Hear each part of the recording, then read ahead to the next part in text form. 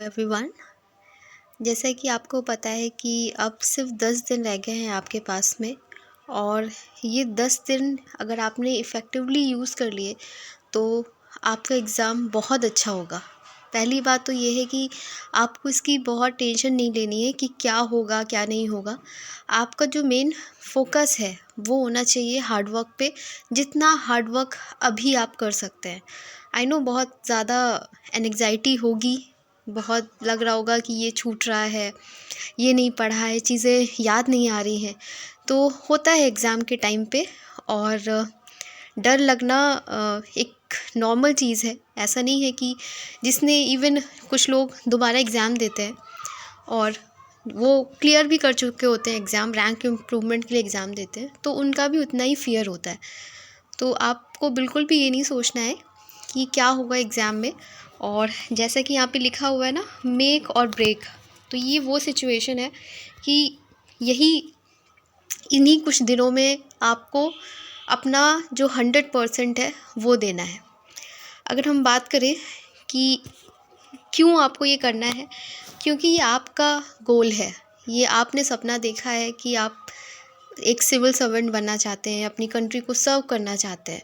तो ये सारा काम भी आप ही का होगा। हार्ड वर्क लगाना, जितनी सोशल गैदरिंग है उनसे खुद को डिटैच करना, हटाना वहाँ से, क्योंकि 10 दिन बहुत ज़्यादा दिन नहीं है, अब बहुत कम दिन है। अभी आपको जो अपनी एनर्जी है वो सिर्फ़ और सिर्फ अपनी पढ़ाई में देनी है। जैसे कि यहाँ पे लिखा है कि push yourself because no one else is going to do it for you. कोई आपकी जगह नहीं करेगा, कोई आपकी जगह एग्ज़ाम देने नहीं जाएगा। आपको ही सारा जो पेन है आपको ही लेना पड़ेगा, अपनी तैयारी को शार्पन करना पड़ेगा। और ये जो लास्ट के 10 डेज़ होते हैं ना, इसमें सबसे इम्पॉर्टेंट चीज़ ये होती है कि आपको जो भी आपने पढ़ रखा है उसको सम अप करना होता है। अब आप ये नहीं कर सकते हो कि 2-3 दिन आप एक सब्जेक्ट को दोगे, अब आपको एक एक दिन निकाल करके सारे सब्जेक्ट कवर करने हैं। तो ये जो मेहनत है, थोड़ी दिन की मेहनत है, but rest of the life आपको हमेशा ये रहेगा कि आपने उस कठिन टाइम पे मेहनत कर ली और आप कभी रिग्रेट नहीं करोगे। क्योंकि सबसे इम्पॉर्टेंट चीज़ यही होती है लाइफ में कि आपके कोई रिग्रेट ना रह जाए कि कहीं ऐसा कर लिया होता, थोड़ी मेहनत और कर ली होती। आई नो ठंड का मौसम है, बिल्कुल भी मन नहीं कर रहा है कि रज़ाई में बस लेटे रहने का मन करता है, नींद बहुत आती है। ये सारी चीज़ें हैं, सारी एडवर्स सिचुएशंस हैं आपके साथ में, बट फिर भी आपको अपना 100% देना है। तो इस वीडियो में हम यही डिस्कस करेंगे कि जो हमारे रेस्ट ऑफ द डेज़ हैं उन्हें हम कैसे अप्रोच करें। तो पहली चीज़ तो ये है कि अभी जैसे कि आपको पता है कि 10 डेज़ है आपके पास में, तो आपको पूरी तरीके से एग्ज़ाम मोड में आना है। आपको पता होना चाहिए कि अगले 10 दिनों के बाद में मुझे एग्ज़ाम देना है अपना। तो आपका जो माइंडसेट है वो बिल्कुल एग्ज़ाम के अकॉर्डिंग हो जाना चाहिए। आपकी जो भी दिनचर्या अभी तक रही है, जैसे कि कुछ लोगों को रात में पढ़ना रहता है, तो अब थोड़े दिन आपको अपना जो टाइम टेबल है उसमें थोड़ा सा सुधार करना पड़ेगा। क्योंकि अब आप एग्ज़ाम आपको देना होता है सुबह, तो आपकी स्लीप साइकिल जो है आपको उसको भी चेंज करना पड़ेगा। कोशिश करिए कि आप सुबह जैसे एग्ज़ाम वाले दिन उठेंगे उसी तरीके से उठें। और पढ़ाई जो है अपनी रात में ही जो है बहुत लेट नाइट तक ना करें, क्योंकि फिर वो क्या होगा कि नेक्स्ट डे आपको चीज़ें याद नहीं आएंगी। तो वैसे यही तरीका होता है कि जब एग्ज़ाम टाइम होता है तब आप अपनी जो शेड्यूल है उसको थोड़ा सा चेंज कर लें। एग्ज़ाम मोड में आने का ये भी मतलब है कि आपको पूरी तरीके से कोशिश करनी है कि जो एग्ज़ाम में क्वेश्चंस आ रहे हैं रिपीटिवली, जो बार बार क्वेश्चंस आ रहे हैं, लाइक एसडीजी के क्वेश्चंस जो थे लास्ट ईयर पेपर में, वो 2-3 क्वेश्चंस आए थे। तो आपको ये सारी चीज़ें पहले समझनी होगी कि कौन से क्वेश्चंस हैं जो बार बार आयोग पूछ रहा है, तो उनको आपको ज़्यादा ध्यान देना है। नेक्स्ट जो हमारा है वो है रिवाइज़ मल्टीपल टाइम्स। तो अभी का जो टाइम है वो बहुत क्रूशियल है, आपको बार बार चीज़ें रिवाइज़ करनी पड़ेंगी। अब इसमें भी कुछ चीज़ें आपको ध्यान रखनी है, लाइक करंट अफेयर्स का पोर्शन बहुत ज़्यादा है और एग्ज़ाम पहले होने वाला था आपका मार्च में, तो अभी हमें नहीं पता है कि एग्ज़ाम में जो करंट अफेयर्स आएंगे वो कहाँ से आएंगे। तो अभी सबसे बड़ी चीज़ ये रहेगी कि करंट अफेयर्स को कैसे टैकल किया जाए। तो आप क्या कर सकते हो कि जैन टू नवंबर इतना आपको अच्छे से करके जाना है। रेस्ट ऑफ दी अगर आपके पास टाइम मिलता है तो आप पीछे जा सकते हो, बट मैं यही कहूँगी कि आपको जैन से लेकर के नवंबर तक अच्छे से चीज़ें पढ़ के जानी है। सारी अपडेटेड चीज़ें जो हैं वो पढ़ के जाइए। करंट अफेयर्स का जो वेटेज होता है वो काफ़ी ज़्यादा होता है, 30 से 35 क्वेश्चन आते हैं, और अगर आपकी एक्यूरेसी ज़्यादा रहेगी तो काफ़ी अच्छा आपका स्कोर बनेगा। तो करंट अफेयर्स पे ध्यान दीजिएगा। बट सबसे पहली चीज़ जो आपको करनी है, क्योंकि करंट अफेयर ऐसी चीज़ है ना कि आपको कहीं न्यूज़पेपर में पढ़ लिया होगा, कहीं आपने यूट्यूब पे चीज़ें देख ली होंगी, तो वो आपके बैक ऑफ द माइंड में रहेंगी। बट स्टैटिक के साथ ऐसा नहीं होता है। स्टैटिक आपको कहीं भी रैंडमली नहीं दिख जाता है, उसके लिए आपको पढ़ाई करनी पड़ती है ज़्यादा। तो अभी आपका जो मेन फोकस है वो होना चाहिए स्टैटिक सब्जेक्ट पे। लेकिन अपने आपका जो दिन है उसको आपको ऐसे डिवाइड करना है कि आपका स्टैटिक भी हो उसमें, और करंट अफेयर्स भी हो, और सी सैट भी हो। क्योंकि लोग सी सैट को इग्नोर कर देते हैं, और कई बार बड़ा दुख होता है जब सी सैट की वजह से लोगों का नहीं निकलता है। जीएस में उनके अच्छे स्कोर होते हैं, बट सी सैट नहीं निकलता है, इस वजह से वो अपीयर नहीं हो पाते हैं मेंस में। तो इक्वली आपको इम्पॉर्टेंस देनी है सी सैट को। तो पहली चीज़ जो आपको करनी है वो ये है कि आपको एग्ज़ाम मोड में पूरी तरीके से जाना है। जो भी आपका शेड्यूल था उसे थोड़ा सा चेंज कर लीजिए। ये ना हो कि आप एग्ज़ाम वाले दिन आपको सुबह सुबह नींद आ रही है, तो ऐसा नहीं करना है। और साथ ही साथ में जो एग्ज़ाम में जो रिपीटेटिव चीज़ें हैं उन पे ज़रूर ध्यान रखिएगा। दूसरी चीज़ ये है कि आपको रिवाइज़ करना है मल्टीपल टाइम्स। और तीसरी है कि डिवाइड करना है अपने डे को 3 पार्ट्स में। पहला पार्ट सुबह उठते ही जो आपको करना है वो है आपका करंट अफेयर्स रिवीजन कर लिया आपने। देन आप स्टैटिक पे जा सकते हैं, और फिर सी सैट, क्योंकि सी सैट आपका पर्सनल हो सकता है आपका बहुत अच्छा हो, या बहुत अच्छा हो भी तो आप कोशिश करिएगा कि 2023 वाला और 22 वाला और 21 वाला 3 साल के सी सैट के पेपर्स आप लगा लें। अगर आपका बहुत अच्छा है, और नहीं अच्छा है या सी सैट में डर लगता है, तो आपको कुछ इम्पॉर्टेंट चीज़ें हैं जिन पे आपको ध्यान देना है। जैसे कि अगर हम एक एक करके चीज़ें करते हैं, पहले हम सी सैट की बात करते हैं। तो सी सैट में आपको क्या करना है कि जो हिंदी के पैसेजेस आते हैं, राइट, वो इजी होते हैं, डायरेक्ट आपको वहाँ से आंसर मिल जाता है। आप पहले क्या करोगे, ये एक तरीका होता है कि आप जो पैसेज दिया होता है उसमें आप क्वेश्चंस जो पैसेज के पूछे जाते हैं वो आप क्वेश्चन पहले पढ़ो, देन आप पैसेज पे जाओगे। तो ये आपको जब रिवर्स चीज़ें करोगे ना तो वो बहुत फ़ायदा करता है। तब क्या होता है कि जब आप क्वेश्चन पढ़ लेते हो और देन पैसेज पे जाते हो तो आपको बस वही वर्ड्स फाइंड करने होते हैं। तो ये इजी होता है इन रिस्पेक्टिव कि आप पहले पूरा पैसेज पढ़ रहे हो देन क्वेश्चन में आ रहे हो। आप वैसे भी कर सकते हो, उसमें भी कोई बुराई नहीं है, बट अगर आप ये करते हो कि क्वेश्चन पढ़ते हो देन आप पैसेज पे जाते हो, वो बहुत हेल्प करता है। तो आप हिंदी के जो पैसेज हैं वो बहुत इजी आते हैं। दूसरी चीज़ आती है इंग्लिश के पैसेज। तो इंग्लिश के पैसेज भी बहुत कठिन नहीं आते हैं। इंग्लिश में और भी चीज़ें होती हैं, लाइक आपका डायरेक्ट इनडायरेक्ट आता है। तो बेसिक अभी आपके पास टाइम है, कोई भी आप यूट्यूब पे सर्च कर लीजिए, डायरेक्ट इनडायरेक्ट एक्टिव पैसिव, ये पूछ लिया जाता है कि इसमें से नाउन कौन सा है, नाउन है या एडवर्ब है, एडजेक्टिव है। इस तरीके की चीज़ें आप देख सकते हो। प्रेपोजिशन पूछी जाती है आपसे, कंजक्शन पूछा जाता है, और जो आपके ईडियम्स फ्रेजेस हैं वो पूछ लिए जाते हैं, सिनोनिम्स पूछे जाते हैं। जो बहुत मतलब ऐसा होता है कि कई बार जो सेम सिनोनिम पूछ लिया है, same question, even direct indirect question भी सेम पूछ लिए गए। तो आपको क्या करना है कि कोशिश करिए कि जो PYQs हैं सी सैट के लिए, आप उन्हें ज़रूर अच्छे से देख करके जाइए। हिंदी इंग्लिश, जिन लोगों की मैथ्स रीजनिंग बहुत अच्छी नहीं है वो हिंदी इंग्लिश पे ज़्यादा फोकस करके जाएं। एंड फिर होता है आपका हिंदी में भी क्या चीज़ें आती हैं कि संधि विच्छेद आता है, आपका पैसेज तो बहुत इजी होता है, और चीज़ें पूछी जाती हैं जैसे कि अयोग वह कौन से शब्द हैं, ठीक है। इस तरीके के क्वेश्चन पूछे जाते हैं कि अयोग वह कौन सा है, तो अंग और आहा आपका है, ठीक। इस तरीके के क्वेश्चन पूछे जाते हैं आपसे, और ये पूछा जाता है कि इस शब्द को करेक्ट करना है। तो सी सैट बहुत ज़्यादा कठिन नहीं आता है। अगर आप UPSC से कंपेयर करते हो तो UPPSC का सी सैट बहुत ज़्यादा टफ नहीं आता है। बट आपको अपनी चीज़ें डिसाइड करनी है कि अगर आपकी मैथ्स और रीजनिंग बहुत अच्छी नहीं है तो आप हिंदी है, इंग्लिश है, इंटरपर्सनल है, इस पे अपनी पकड़ बनाओ। तो ताकि ये ना हो कि आपका सी सैट की वजह से क्लियर नहीं होगा, ठीक। तो आपको हिंदी में इंग्लिश में देखना है पैसेज की अभी प्रैक्टिस कर सकते हो आप। और इंटरपर्सनल कम्युनिकेशन की अगर बात करें तो इंटरपर्सनल कम्युनिकेशन में भी कुछ होते सिचुएशन बेस्ड क्वेश्चन पूछे जाते हैं, जो आपको वहाँ पे ही क्वेश्चन मिलेंगे कि अगर आप डीएम हो और ऐसी ऐसी सिचुएशन है देन आप क्या करोगे, तो वो क्वेश्चन वहाँ पे आपको अपने थॉट प्रोसेस से करने होते हैं। इसके अलावा जो कम्युनिकेशन के क्वेश्चन आते हैं लाइक प्रॉक्सिमिक्स क्या है, मेटा कम्युनिकेशन किससे रिलेटेड है, मेटा इंटरपर्सनल स्किल कौन सी है, इस तरीके की जो है फॉर्मल जो है इंटरपर्सनल स्किल है, इनफॉर्मल वाला है, तो इस तरीके की चीज़ें आपसे पूछी जाती हैं। तो आप सीसैट में यही कर सकते हो कि एक एक चीज़ें उठाओ, कि पहले हिंदी उठाई और हिंदी के पैसेज सॉल्व कर लिए, हिंदी का जितना था सारा सॉल्व कर लिया। देन इंग्लिश का किया, इंग्लिश की चीज़ें लगाई आपने, सारे जो क्वेश्चन पेपर हैं वो किए। इंटरपर्सनल ऐसे करके डिवाइड करके चीज़ें करिए आप।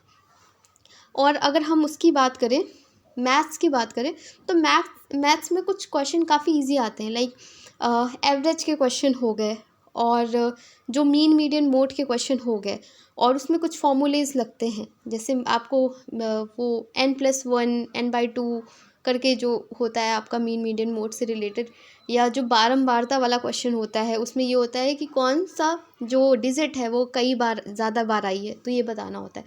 तो इसमें ये है कि आपको अपनी चीज़ें आइडेंटिफाई करनी पड़ेंगी।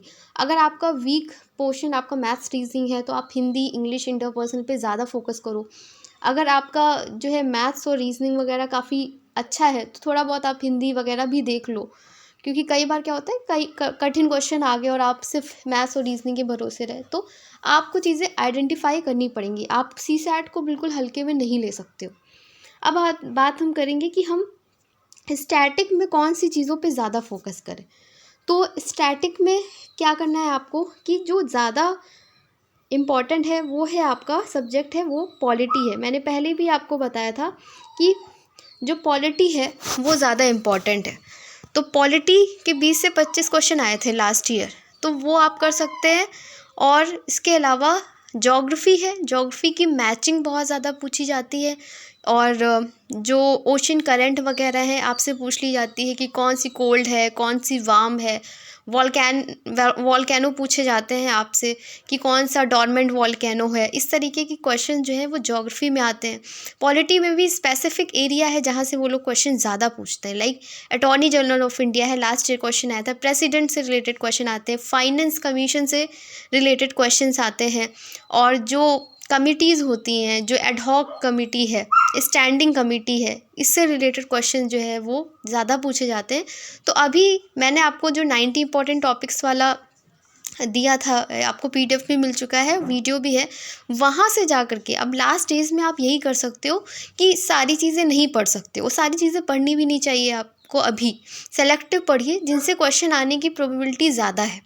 तो आप वो 90 इंपॉर्टेंट टॉपिक्स वाला जो पीडीएफ है उसे निकालिए और देखते जाइए कि पॉलिटी में मैम ने इतना बताया था उसमें से कौन कौन से टॉपिक कवर हो चुके हैं। तो ये सारी चीज़ें आप करिए। पॉलिटी में स्पेसिफिकली आपने वो पढ़ लिया, देन ज्योग्राफी में आइए। ज्योग्राफी में जो चीज़ें मैंने बताई हैं उनको पढ़ लीजिए, ठीक है। जैसे साइक्लोन है तो उसकी कंडीशन पूछ ली जाती है कि क्या टेम्परेचर होता है, कोरियोलिस बल होता है उसमें कि नहीं होता है। इस तरीके लास्ट ईयर ला लीना के क्वेश्चन आया था और वो पूछ लिया था। तो आपको चीज़ें आइडेंटिफाई करनी पड़ेंगी। जो भूमध्य सागरीय जलवायु जो होती है उससे रिलेटेड क्वेश्चन आया था। तो ये कुछ तरीके हैं जिनसे आप पता कर सकते हो कि लास्ट मोमेंट में हम चीज़ें क्या पढ़ें। तो पहली सब्जेक्ट जो आपको पढ़ना है वो है आपका पॉलिटी पढ़ना है आपको, ठीक है। देन आपको पढ़ना है ज्योग्राफी। क्या पढ़ना है? ज्योग्राफी पढ़ना है। और उसके बाद आते हैं हम साइंस पे। साइंस पे भी बहुत ज़्यादा क्वेश्चन पूछे जाते हैं। साइंस में पूछे जाते हैं लाइक यूनिट्स के क्वेश्चन आते हैं। बायोलॉजी में आपसे विटामिन्स के क्वेश्चंस पूछे जाते हैं कि कौन सा विटामिन्स किससे रिलेटेड है, और कौन सी डिजीज़ के क्वेश्चन आते हैं कि कौन सा फंगल है, कौन सी बैक्टीरिया से होता है, कौन सा वायरस से होता है।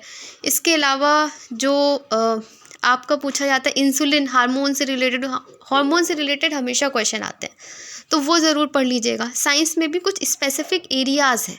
इसके अलावा जैसे एग्रीकल्चर में आपसे ये सारी चीज़ें पूछी जाती हैं कि पिसीकल्चर किससे रिलेटेड है, एपीकल्चर किससे रिलेटेड है। तो ये सारी चीज़ें आप एक बार ज़रूर देख लीजिएगा।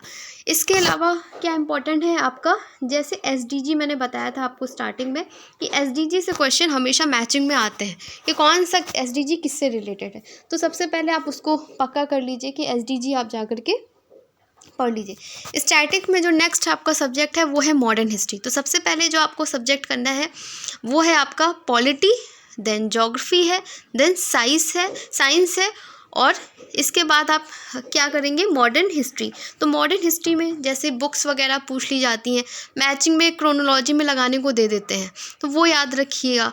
लास्ट ईयर एक क्वेश्चन था उसमें भी क्रोनोलॉजी आपसे पूछी गई थी, तो वो डेट्स स्पेसिफिकली याद रखिएगा। प्लासी वॉर जो है और जो बक्सर का वॉर है, इसके अलावा जो आंग्ल मैसूर युद्ध जिनको बोलते हैं वो वाले हैं, उनकी जो डेट्स हैं और किसने किसके टाइम पे कौन सा युद्ध हुआ है वो याद रखिएगा। बाबर के जो युद्ध हैं वो पूछ लिए जाते हैं मिडीवल हिस्ट्री में। मिडीवल हिस्ट्री में बुक्स काफ़ी पूछी जाती हैं आपसे, और उसमें भी जैसे स्पेसिफिक एरियाज़ हैं जहाँ से क्वेश्चंस आते हैं, जैसे कि आपका बाबर है, अकबर है और जहांगीर है और शाहजहाँ से रिलेटेड क्वेश्चन है। तो स्पेसिफिक एरियाज़ हैं जहाँ से क्वेश्चन आते हैं। तो मॉडर्न हिस्ट्री में आपको क्या पढ़ना है, क्रोनोलॉजी सारी देख के जाइएगा कि कौन कौन से ईयर में चीज़ें हुई हैं, और मिडीवल हिस्ट्री में बुक्स वगैरह देख के जाइएगा। और आपका एंशंट में है, एंशंट में आपका बुद्धिज़्म है, जैनिज़्म है और जो भक्ति मूवमेंट है उससे रिलेटेड क्वेश्चन आ जाते हैं कि आपका निम्बार्काचार्य जो है वो किससे रिलेटेड है, और मध्वाचार्य करके है वो किससे रिलेटेड है, ठीक है, रामानुजाचार्य किससे रिलेटेड है, अद्वैतवाद किससे रिलेटेड है, इस तरीके के क्वेश्चन पूछे जाते हैं, तो वो आप उसको देख लीजिएगा। और फिर हमारा है एनवायरनमेंट। तो एनवायरनमेंट में डेफिनीशंस पूछी जाती हैं कि आपका इकोसिस्टम की डेफिनीशन किसने दी है, और आपको हॉट स्पॉट की जो टर्म है वो किसने क्वाइन किया था।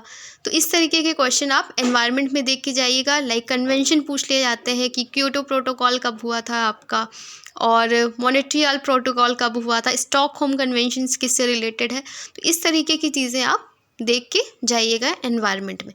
एंड लास्ट आपका रहता है इकोनॉमिक्स। तो इकोनॉमिक्स में क्या चीज़ें पूछी जाती हैं कि एक तो आपसे पूछ लिया जाता है कि रेपो रेट है, रिवर्स रेपो रेट है, बैंक रेट है, ये सब पूछा जाता है, CRR है, SLR है। तो ये किस तरीके की मॉनेटरी पॉलिसी जो होती है उसमें भी क्वालिटेटिव और क्वांटिटेटिव होता है। तो आपसे ये पूछा जाएगा कि कौन सा क्वालिटेटिव है, कौन सा क्वांटिटेटिव है। और इकोनॉमिक्स में जो पॉवर्टी से रिलेटेड जो कमिटीज़ हैं, लाइक तेंदुलकर समिति जो है वो 2007 में आई थी, और इसके अलावा जो कमिटीज़ हैं जैसे कि एक खान समिति करके है, और तारापोर समिति है, मल्होत्रा समिति है, तो ये अलग समिति है। तो ये सारे क्वेश्चन जो है वो रिपीटेटिवली मोड में आते हैं। तो आप प्रीवियस ईयर क्वेश्चन पेपर देखेंगे तो आपको चीज़ें ये मिलेंगी। इसके अलावा जो कर्व होते हैं जैसे लॉरेंस कर्व है, ये पूछ लिया जाएगा कैसा होता है, किससे रिलेटेड है। तो ये जो कर्व होते हैं वो इकोनॉमिक्स में आप पढ़ के ज़रूर जाइएगा। फिर हम आते हैं कि आपको करंट अफेयर्स में क्या पढ़ना है। तो करंट अफेयर्स में आपको लास्ट ईयर जो हमारा G20 सम्मेलन हुआ था उसे पढ़ के ज़रूर जाइएगा, क्योंकि अभी 2-3 साल तक उसको पूछे जाने की प्रोबेबिलिटी है।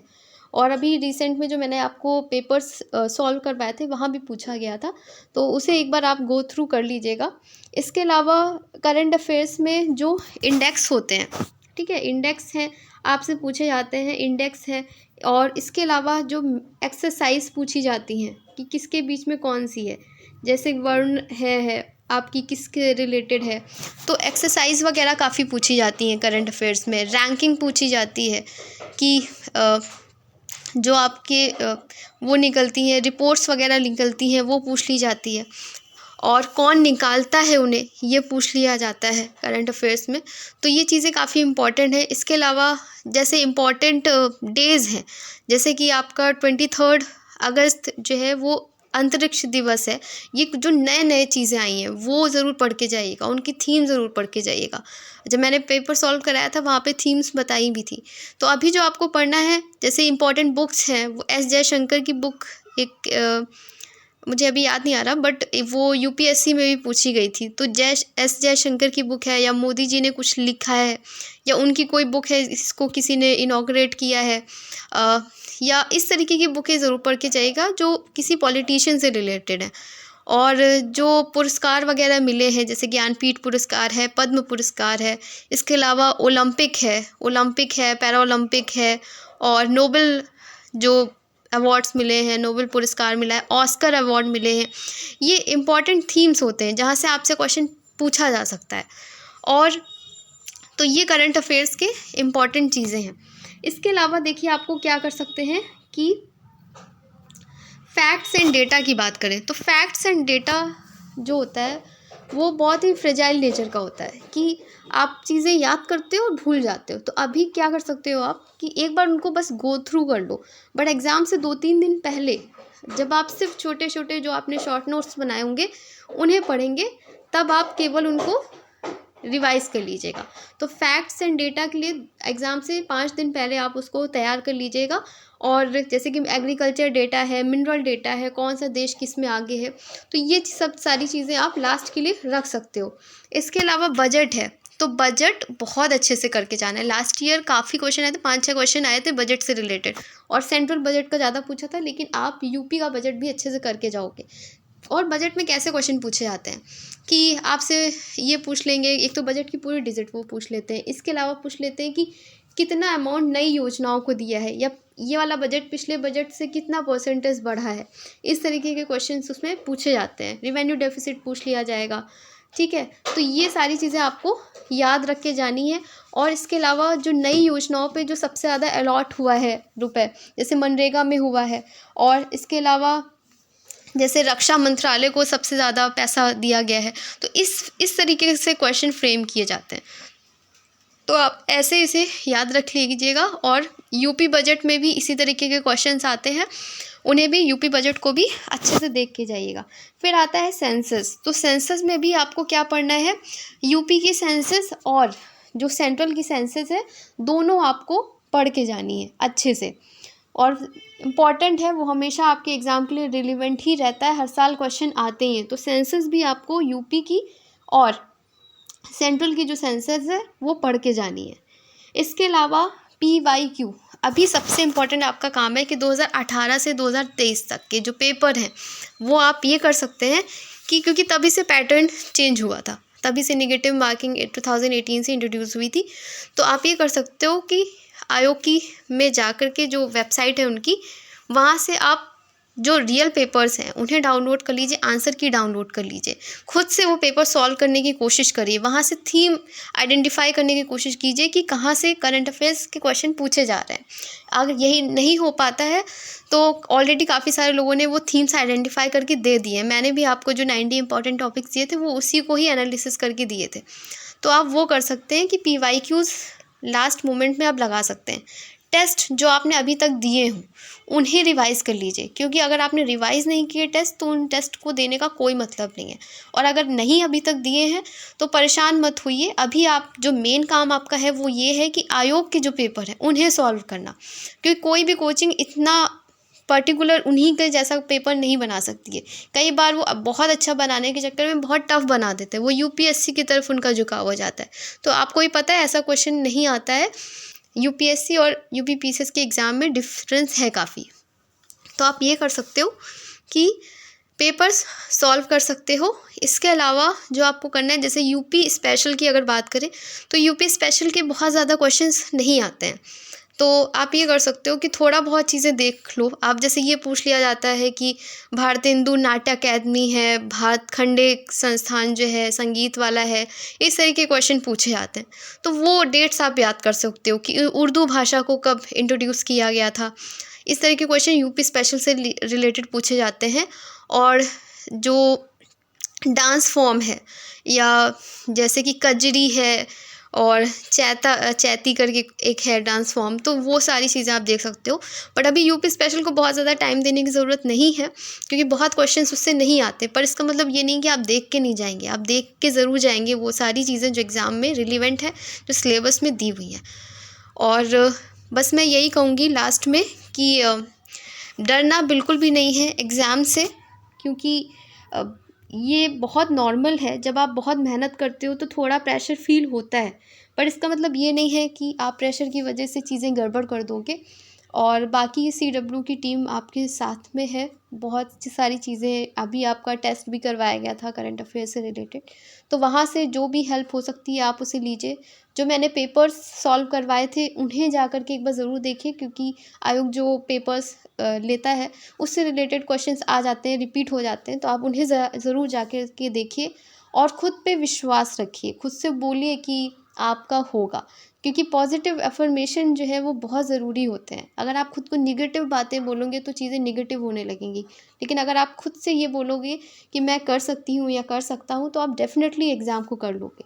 तो मेरी तरफ से आप सभी को all the best. Thank you.